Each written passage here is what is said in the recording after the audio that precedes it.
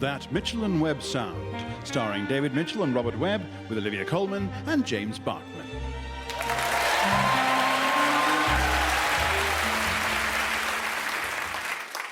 And now, before the first sketch, we'd like to introduce you to a new interactive service offered by the BBC, the Radio 4 Sommelier. Thank you. Well, with this first sketch, I'm recommending a light, crisp white wine just to start the evening off. So perhaps an Albarino from northern Spain or an Argentinian Torrontés. But if you're feeling like pushing the boat out, why not choose my favourite, the Puy-Fuissé Terre de Pierre, which, with its terrific minerality and fruit intensity, will certainly make the sketch seem funnier. Battersea Dogs and Cats Home, good morning. Morning. Now, I'd like to inquire about keeping a cat. Right, yes. Is that good? Is what good? Keeping a cat. Is keeping a cat good? Well, yes, it sort of depends on the person. Does it? I mean, are you a cat person? No, I'm a normal person. Well, do you like cats? I don't know. What are they like? Have you ever seen one? Of course, I've seen one, but I've never been introduced. I've never met one. I've never lived with one. But people do, don't they? So I felt I should consider it. What's it like to have a cat? Well, you know what it's like now? Well, more or less. Well, it's like that, but there's a cat there. Sometimes. I can't really imagine that. Well, I don't know how else to put it. Well, where I am now, there's a sofa and a table and a TV and various knickknacks. So there'd be a cat as well, would there? Very much so, yes. But of course, unlike those other things, the cat would move. Constantly or intermittently? Intermittently. That sounds doable. And for how long? Anywhere between no time at all and about 20 years. Well, that's quite the margin of error. I can tell you don't work in textiles like me. How? Well, because when I rang up Battersea Dogs Home, you answered the phone. Oh, yes. So I deduced you worked there. Now, back to keeping a cat. You've piqued my interest, but at the same time, I'm worried my interest has peaked. Oh, dear. So the key question is, what's the point? Ooh, I've never really thought of it in such bald terms. Are we on Skype? No, why? Well, how can you tell that... Nothing. What's the point in keeping a cat? Well, the point is, I suppose, to keep the cat alive. Will the cat not remain alive automatically? No. Interesting. And how long shall I keep the cat alive for? Well, as long as possible. Forever, ideally. Ooh, well, I suppose. Should I keep it alive forever? Try and keep it alive forever, I suppose. You make it sound like that's unlikely to happen. Well, no previous cat has lived forever. Yes, I think if I'd thought about it, I knew that. Yes. So the aim of the game... It's not really a game. Apologies. The point in the exercise is unattainable. Yes. Like artistic perfection, we humans strive for cat immortality, but know it will never be achieved. Yes. The thing to remember is that it's quite a responsibility. They can get all sorts of illnesses. Cat AIDS, cat flu, cat Alzheimer's. Cat Alzheimer's, really? Oh, yes. Does that really make any difference? What have I come upstairs for? I've forgotten. But actually, it doesn't matter because the answer was no reason at all. I'm a cat. What I'm saying is, keeping a cat alive is not as easy as it sounds. It gets harder and harder as the cat gets older and older. Lots of people, worse players, just the moment it gets tricky, they give up. They say it's kinder. Than what? Not killing a cat. Well, after all this back and forth, I've decided I will get a cat. That's tremendous. How big? Well, I've got 6 people coming for dinner, but one of them's vegan.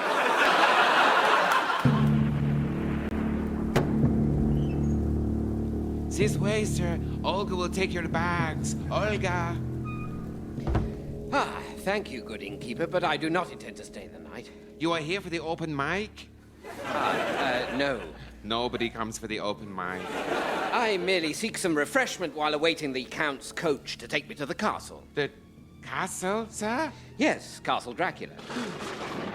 No, sir, I beg you, you must not go. Why on earth not? Count Dracula is surely just a normal person, is he not? No, Count Dracula is a vampire. And what's that? You mean, sir, you don't know your vampire lore? Law? With an R? No. He is the undead. Oh, well, that's all right then. No, sir, undead. Exactly. They feed off the blood of the living. My word.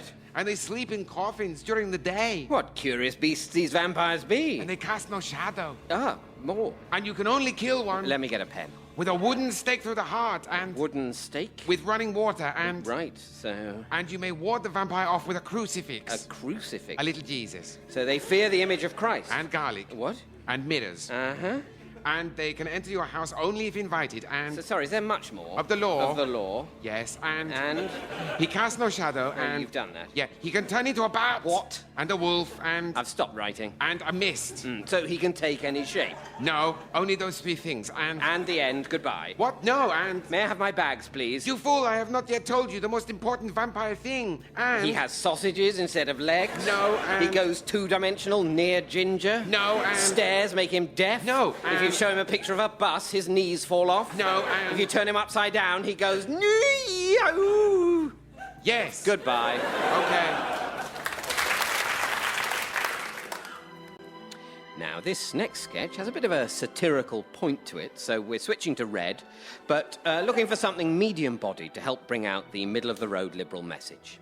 Perhaps the Ursa Major Rioja Reserva 2005, or for even more intense fruit, try the 2010 Tour de Belfort. And please remember, if you're driving, you really should pull over, just to open the red wines. Otherwise, you'll disturb the sediment, which I always think is a real crime. So just pour it gently into a good-sized claret glass, take a moment to enjoy the nose, then it's into the cup holder and you're good to go. Cheers. Hello and welcome to Man's Hour on Radio 4. Now, I know this has been tried before, but this time we really think we've got it right. So, Chris. Yeah. You're a man. Yeah. Have you seen any films lately? I have actually, yeah. Right, and were those films of interest to men? Yeah, they were. Which ones? All of them, really. All of them? Yeah. Right. It's happening again. Okay, let's talk about testicular cancer. Chris, have you got testicular cancer? No. Right. Have you ever thought you might have testicular cancer? Yeah, I have actually. Really? Yeah. Brilliant. What happened? Oh, it's fine.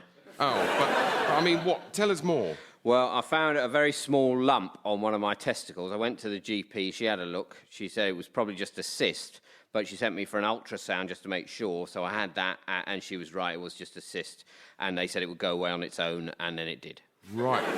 What a story. And how did you feel while all this was going on? I was scared, Nick, to be honest with you. Excellent. You were scared. This is right. What were you scared of, Chris? Well, I was scared I might have testicular cancer. Yeah. Granted, but what were your particular fears? What? Oh, come on. You must have had particular fears and feelings that you'd like to share now with the people with the men listening. They're not all at work. Do the talk. Talk like a woman. Well, I don't know. I was trying not to think about it. Well, of course you were trying not to think about it. You've been sane to think about it. But I'm trying to get you to share your fears while... All right.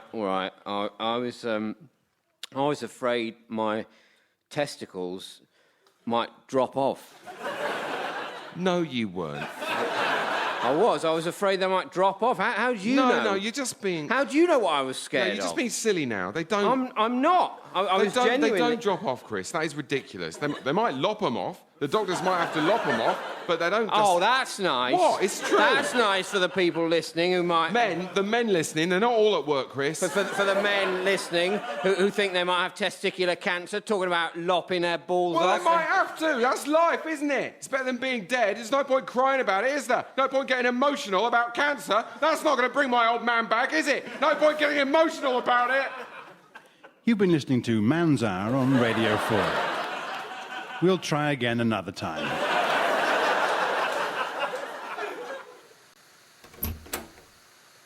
Oh, you're down here, darling. You all right? Oh, hi. Yeah, I couldn't sleep, so I thought I'd come down and watch one of our old videos. Oh, a video of us. No, Last Action Hero. I was watching Last Action Hero. You know, Arnold Schwarzenegger, kid gets a ticket from Houdini and magically enters a movie, and nobody liked it, but I always... Well, there's the bit where Charles Dance goes, I must warn you that these dogs are highly trained, and then they form a pyramid. Oh. Yeah, I'd always been quite fond of it, and I thought, yeah, I haven't seen Last Action Hero in a while. Bung in Last Action Hero, and... No, I'll leave you to it then. No, don't go. Derek, you're not all right. No. What's the matter? It's difficult to explain. So I'm watching Last Action Hero again, seeing how it stands up, and it's fine, but it turns out not great. I mean, it's a bit weird, and it's really a kid's film, so I stop watching Last Action Hero. Go on. And I'm about to eject the tape, you know, put it back in the case, and then I realise that's it. That's what? That's the last time I'll ever see Last Action Hero. I am never going to watch Last Action Hero again. That's it. Why not? Well, because I won't want to. Well, but then what's the problem? No, Fiona, you don't understand it. It's over. Something's over. For the first time, I've realised something will never happen. The once infinite possibilities promised by the simple fact of being alive and having a future are now infinite -1. I thought watching Last Action Hero would always be an option, but it's off the table. The choices are slipping away. Darling, it's still on the table. You can still watch Last Action Hero if you choose to. But I don't. I was watching it just now and I stopped because I know all the good bits off by heart and because I've seen it 9 times and it's not that great a film and they keep making more. I mean, I can't do everything. Suddenly my life seems so pitilessly finite. I have to start. Oh, my God. I mean, I've even got it on bloody tape, staring at me, taking up room, reminding me that of the 2 events, me dying and me watching Last Action Hero yet again, the thing that will happen first is me dying. I need... You just need closure. Yes. You need to say goodbye. Yes, but how? Derek, go to the bureau. A Radio Times from 1996. That 1996 Christmas edition of the Radio Times was given to me by Ali Bongo. Now, I don't know the full extent of its power, but go to movies, Last Action Hero. circle it. You don't think...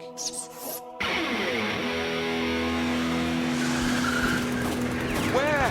Get out of the way, kid! Stop! Oh my God, it worked! I'm in the movie! What are you talking about? Kid, who are you? Arnold Schwarzenegger. I'm 38 and my name's Derek, and I'm here to say goodbye. What goodbye? We never met. Stop! Goodbye to this movie. All this is a movie, and I've decided I'm never going to watch it again, but I just wanted to say I did once enjoy it very much, and goodbye. Derek, listen to me. The movies don't care. You think I care about movies? I finish a movie, I go and do another movie. There will always be movies. You're right, Arnie. Of course you're right. Thank you. No problem. Anyway, you want me to drop you off? Actually, while I'm here, I don't suppose we could swing by Sister Act. Hold tight, kid.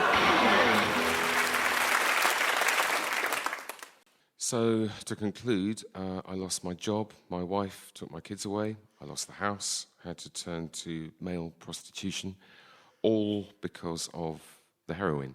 I really need help. Well, you've come to the right place. Now, there's a lot to consider here. Lots of ideas and approaches, but basically, have you thought about not taking heroin? What? Because looking through your case notes, it seems that most, if not all, of your problems, losing your job, your family, your home, having to have sex with men for money, they're all as a direct result of taking heroin. Yes, they are. So that the way I see it, if you didn't take heroin, you'd solve all these problems at a stroke. Do you have any strategies for giving up? Yes. Yeah. The next time you feel you want to take some heroin, Yes. don't. Right. And then, every subsequent time you feel like you want to take some heroin, Yes. still don't. Can you maybe recommend a phased withdrawal using some kind of opiate substitute? Yes. Ah, great. If by phased you mean sudden, and by opiate substitute you mean nothing at all. You mean just Stop taking heroin. That's it. So the only advice you have is stop taking heroin. I don't know what else to say. It's like really bad for you. But it's so difficult. It's a physical addiction. Tell me about it. You know, when you're having a dinner party, and, well, no, you probably don't anymore, but quite often when we've got friends round, my wife buys crisps, posh ones like kettle chips, and puts them in a bowl on the coffee table to have as nibbles. Well, I love crisps, and I could quite easily eat the lot. So after a few, I have to say to myself, no, don't have any more, you'll spoil your dinner.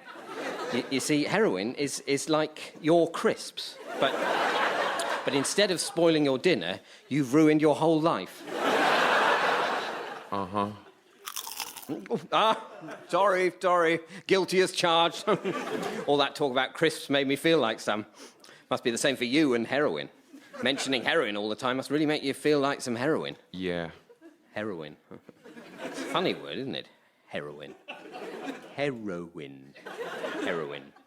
Sounds like heroin with an E on the end, but it's heroin without one. Heroin. Crisp? No, thanks. Yeah, probably best. They're quite Moorish. As we get into the second half of the programme, I'm recommending something a little sweeter. The 2005 Chateau Giraud Sauterne has apricot and honeycomb notes, which will really complement the punning and wordplay in the sketches. But for those who enjoy sound effects, you really can't do better than a 2007 Paul Clouvet Noble Late Harvest Weisse Riesling from the apple-growing area of Elgin on the Western Cape. Enjoy. Welcome back to the second half of tonight's prom, featuring the BBC Philharmonic Orchestra. I'm delighted to be joined by the conductor of tonight's concert, Vernon Valgado. Vernon, congratulations on the Wagner and the Tchaikovsky in the first half. They were really loud. Tell us a bit about the highlight of the show tonight, Haydn's 45th Symphony in F #minor.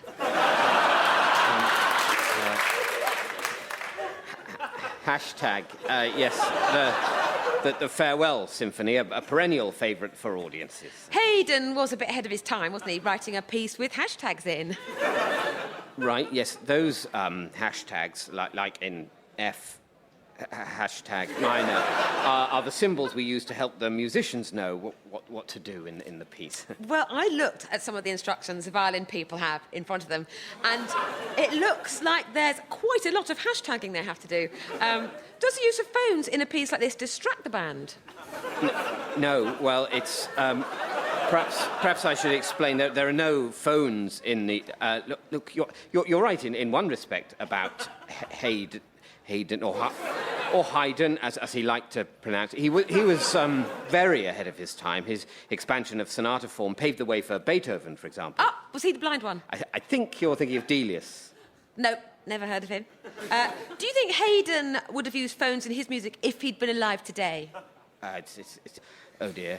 I'm so sorry. There was a point about 30 seconds back when I could have firmly but politely got this interview back on the rails, but I erred on the side of good manners and let that vital opportunity slip. And now I seem to have lost control of it altogether, which is rather awkward because I'm the expert and you're not, and yet I seem to look like I'm out of my depth and you seem to be in charge, which can't be right. And is the piece fast or slow? Well, it starts... Allegro. Look, oh, God, help me. I see it now. This is all my fault. Wow, you're crying. I did this. It was me.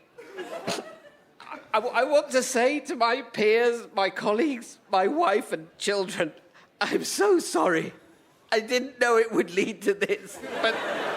But I realise how this started now. It was me. I came up with the idea of the Doctor Who prom. I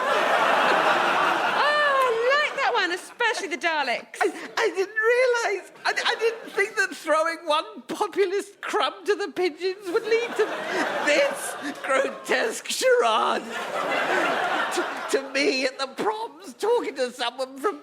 Where on earth do you come from? Blue Peter? Atomic Kitten. Oh.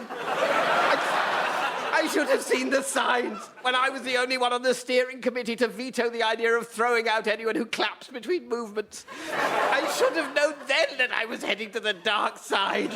How will I look the Royal Academy in the eye again? There goes that traitor, they say. There goes Judas Valgado, the man who turned the proms over to hoi polloi and twisted what was once a glorious private elitist festival, our festival, into a disgusting commercial success. I'm sorry. I'm so sorry. I'm so ashamed. All in the name of getting a few more wobbling bums on uncomfortable seats. I bet even the seats have changed. I bet they've got holders for your bucket of rubbish drink. Oh, God, it's all ruined. Blimey. Well, will you still be waving at the band, or are you feeling too sad now?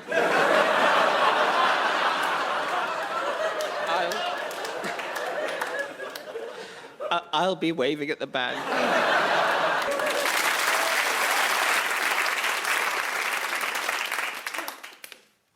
Darkness. My window offers only a starless murk, seeping into my cell. I nothing of my own blood pounding in my ears. Then, in the corner, scrabbling, crouching in the corner, unseen. In the corner, something hungers. He has come. No, the eyes. Older than anything I have known, yes! The eyes! Closer! Yes, do not stop!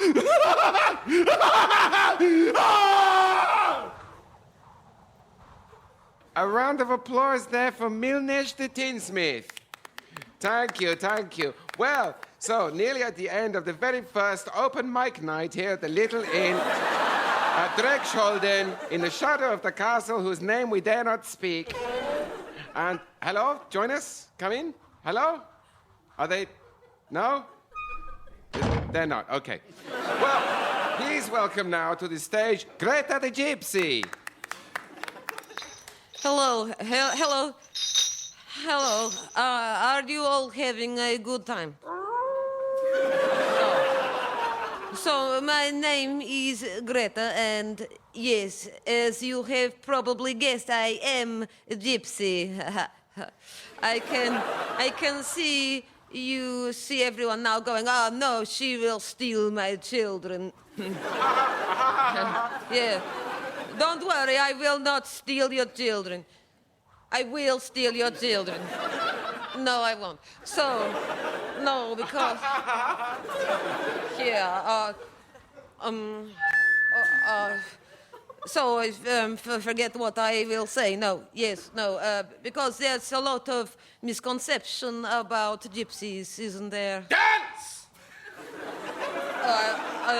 Gypsy dance! Gypsy dance! Gypsy dance! Gypsy dance! Please, gentlemen, both of you, please. This poor woman is not here for your entertainment.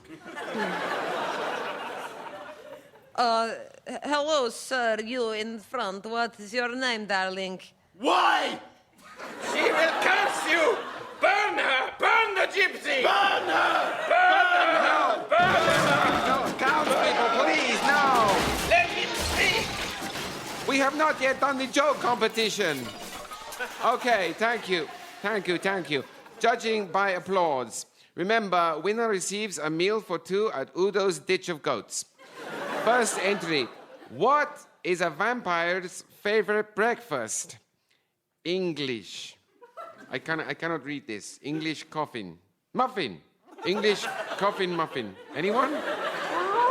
No. Not so popular. Okay, next. The other entry. What is a vampire's favorite actress? Neck. Hole Kidman. Neck Hole Kidman. That is really good.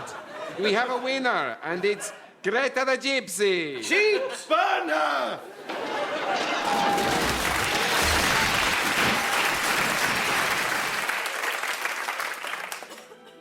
Hello again. Now, as we approach the end of the program, it's time for a digestif. So, and by the way, I'd hate you to think that you had to drink 3 or 4 bottles of wine during an episode of That Michelin Webb Sound. We just think you'll enjoy the program even more if you do.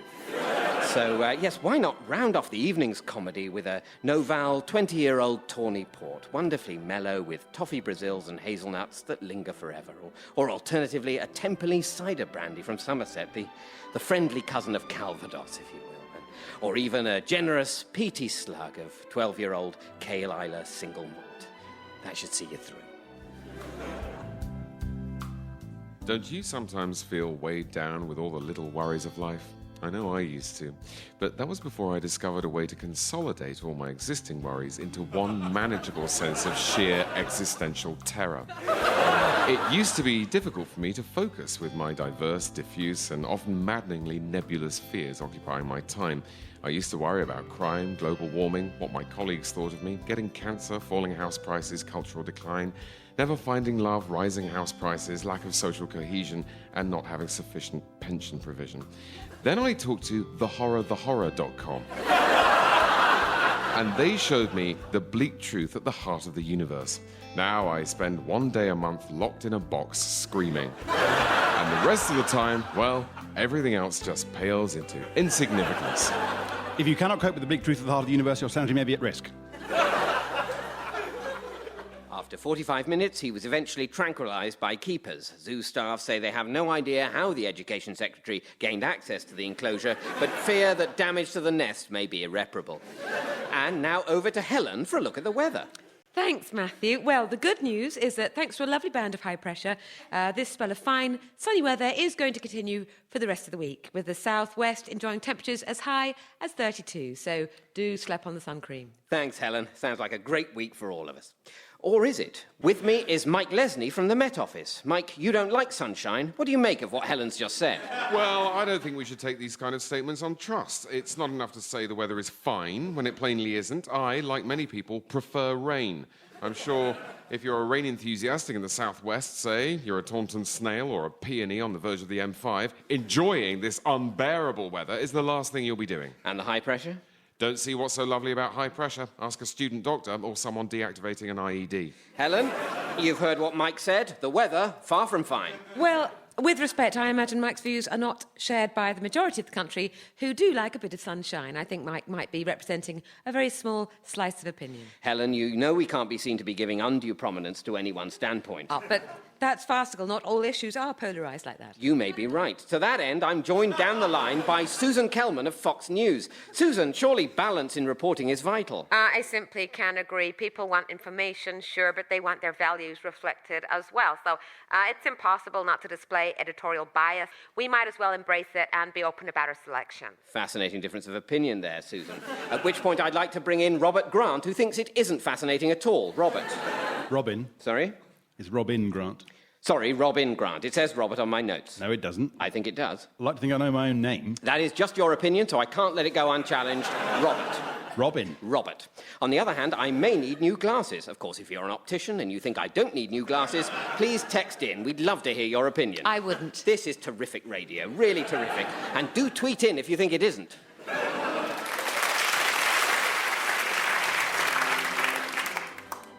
Now, The Archers is coming up next, and I'm actually recommending 2 3-litre bottles of White Lightning.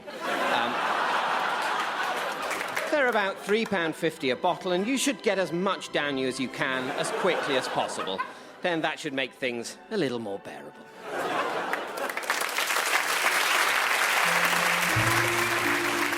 That Mitchell and Webb sound starred David Mitchell and Robert Webb, Olivia Colman and James Barkman. It was written by David Mitchell and Robert Webb, Eddie Robson, Simon Kane, Andrew Viner, Toby Davis, Joel Morris and Jason Hazley. It was produced by Gareth Edwards.